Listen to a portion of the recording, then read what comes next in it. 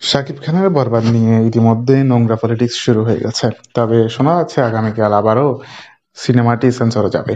অন্যদিকে শাকিব খানের সিনেমা নিয়ে এটা নতুন হচ্ছে না, বিভিন্ন সময় হয়ে আসছে। যে খানের সিনেমা দিয়েই পুরো বাংলা সিনেমা টিকে আছে, তাকে নিয়ে কিন্তু বাংলা সিনেমাতে নোংরা পলিটিক্স চলে। অনেক নায়ক নায়িকারা কিন্তু শাকিবের কাছ থেকে পাত্তা পায় না, তারা গিয়ে শাকিবের সেন্সর বোর্ডে ছবিগুলো আটকিয়ে দেয়।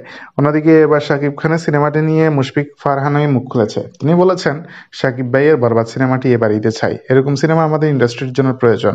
অন্যদিকে হল মালিকরা তো রয়েছে যারা শাকিব খানের সিনেমা বলতেই পাগল।